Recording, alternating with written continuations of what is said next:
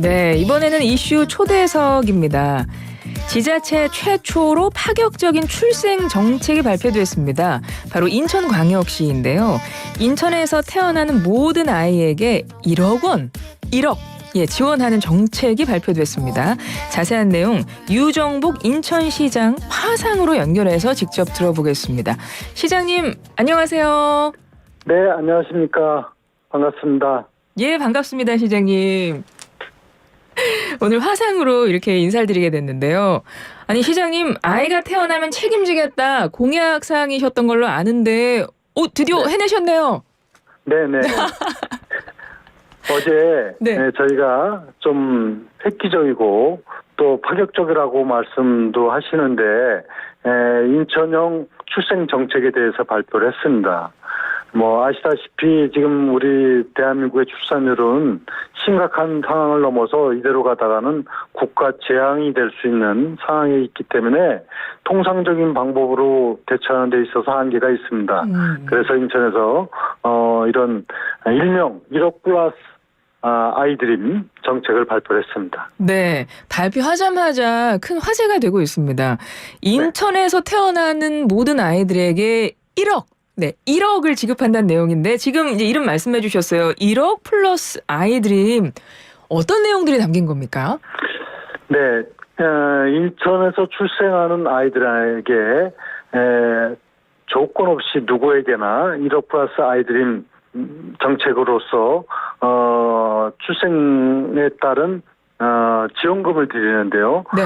쉽게 말씀드리면 이제 출생해서부터 성장 전 단계, 즉 고등학교를 졸업하는 18세까지 일정 금액을 지원하는 내용이 되는데 이것을 출생해서 처음에 받는 출생지원금에다가 또 1세부터 7세까지 이제 천사지원금이라고 저희는 합니다.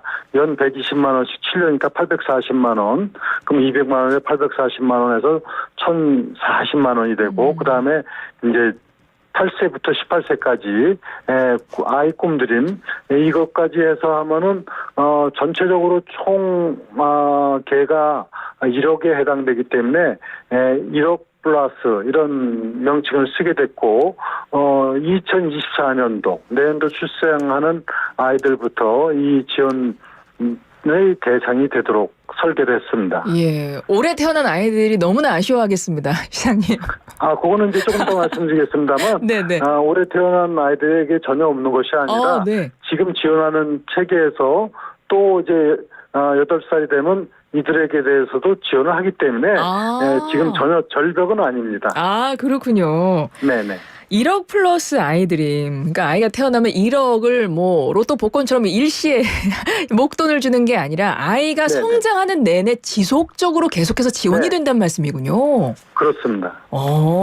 근데 이 정책이 앞서 제가 파격적이라고 설명을 드렸던 것이 이 정책을 결정하고 발표하기까지 이게 고민도 많이 하셨을 것 같고 솔직히 넘어야 할 산도 많았을 것 같습니다. 어떻게 이런 정책을 발표하게 되신 거예요? 그 계기도 궁금해요, 시장님. 네, 그 계기는 제가 좀 전에 이 한국의 출산율은 앞으로 국가 재앙 수준으로 다가올 수밖에 없는 정도의 지금 심각한 상황이다 말씀드렸지 않습니까? 네. 우리나라 출생률이 지난 3분기로 볼 때 0.7명입니다. 이것은 세계 236개 국가 중에서 꼴찌입니다. 뿐만이 아니라 OECD 38개국 중에서는 압도적 최하입니다.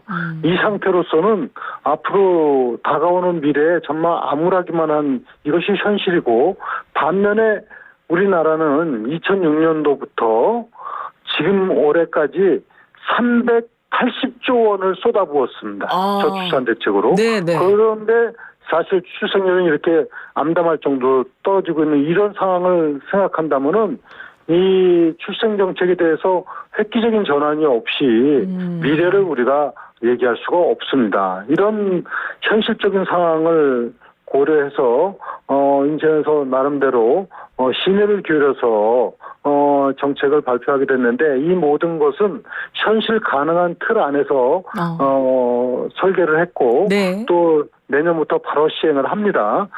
다만 이것은 이제 인천시 한계로만은 이 문제를 다 해결할 수가 없기 때문에 네. 정부의 대책도 함께 동시에 추구해 나가는 이런 정책 발표를 하게 된 것입니다.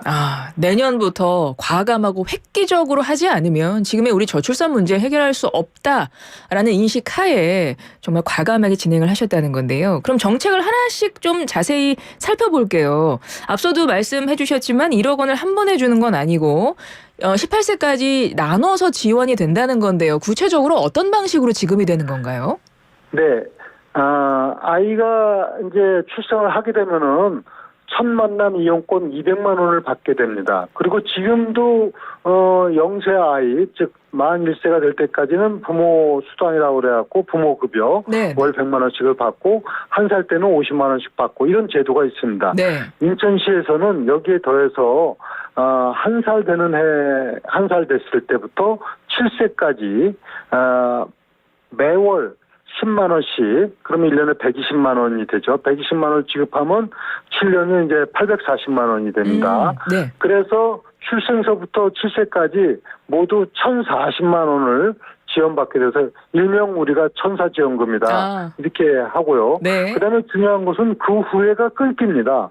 그래서 8세부터 18세까지, 즉 성장의 전 단계에 지원하는 체제를 내년도에 태어나는 아이에 대해서 매월 15만 원 기준이니까 1년에 180만 원씩 11년간을 지속적으로 지원을 합니다.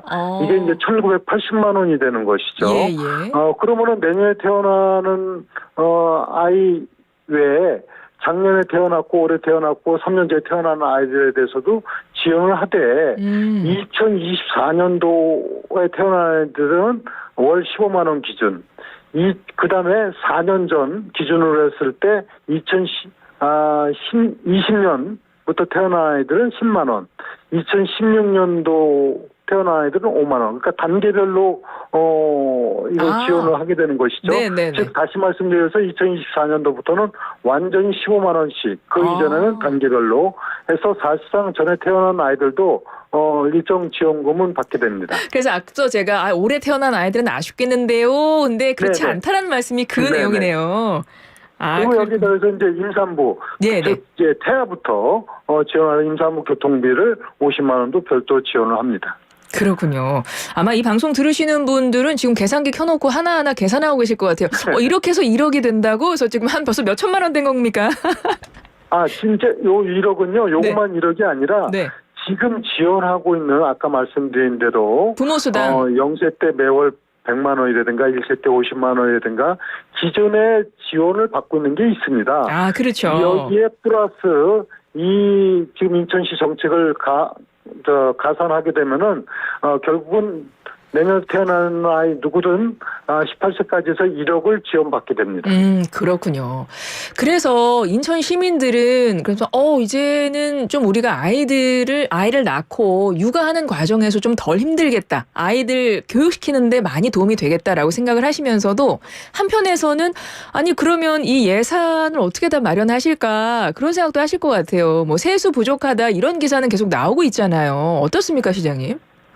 그래서 시에서 하는 정책은 막연히 가능성 없는 정책을 해서는 안 되죠. 그래서 이것은 이미 이 제도를 만들 때 현실 가능하도록 설계를 했고, 내년도 같은 경우는 지금 기존에 정책 지원하는 거 외에 추가로 450억 예산을 또 편성을 했고, 이제 9년도에는 500억, 600억 이렇게 늘어나는데 인천시의 재정 운영으로 감내가 가능합니다.